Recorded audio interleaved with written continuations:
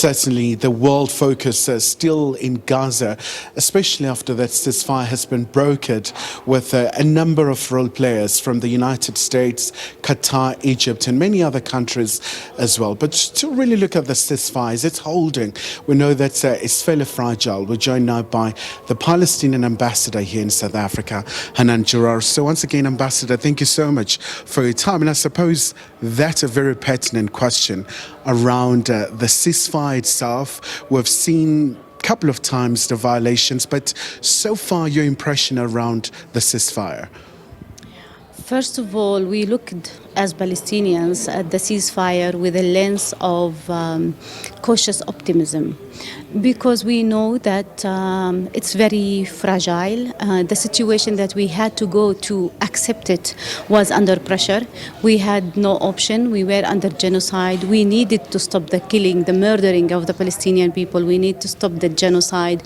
We need to open the humanitarian corridor and allow people to take a breath after 2 years of genocide. 2 years where Gaza was turned into becoming a modern-day concentration camp. Unfortunately, a lot of casualties took place, so we had to take the worst of the best choices, which was to accept the ceasefire. But you know, South Africans, and you know better than me what the Madiba Nelson Mandela said, that me, as a South African, I cannot go to negotiate while my people are under bombing and my people are killed. So we were put into that situation that we had to accept the ceasefire, of course, to save the lives of the Palestinian people. Yet, as for the peace plan, we are looking also at it with caution, because we don't want to put in a situation that we need to waver off between our survival, our relief, and justice. We know that any just peace plan needs to take into consideration the fundamental political rights of the Palestinian people, the inalienable right to self-determination, the right to have an independent state, and the right to life itself. Hopefully that this was the first step in exploring the possibility to reach to a just peace plan, not only a peace plan that neglects the Palestinian core political rights. And just once again, Ambassador, looking comprehensively at the peace plan, I mean, for example, it talks about de-radicalizing Gaza, making sure that it's very safe for the neighbors, but also for the people living there, and also the whole issue about the transitional government to oversee. And also now we're getting these reports about the annexation, the plans to annex land in the occupied West Bank. And we've seen the Israeli parliament really going ahead with this.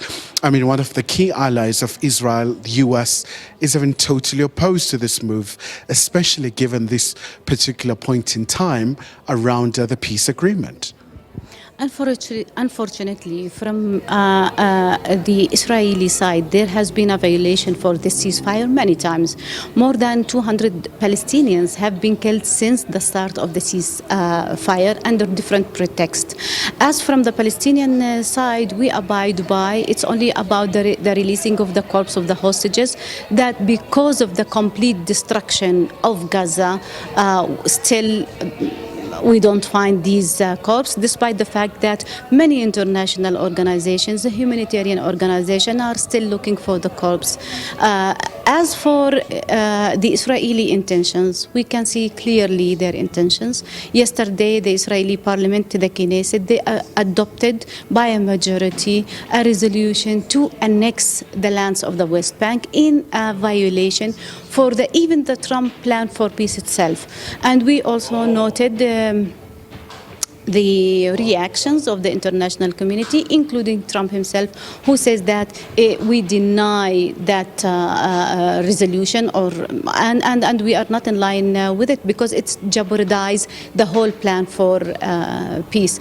So We are looking what is coming on the ground. The situation in West Bank is not the best. Militias of settlers weaponized are raiding Palestinians' homes and towns on daily basis. We do believe that what happened in Gaza is happening right now silently in West Bank, and we ask the international community to interfere in this and to hold Israel, the occupying power, accountable for their deeds.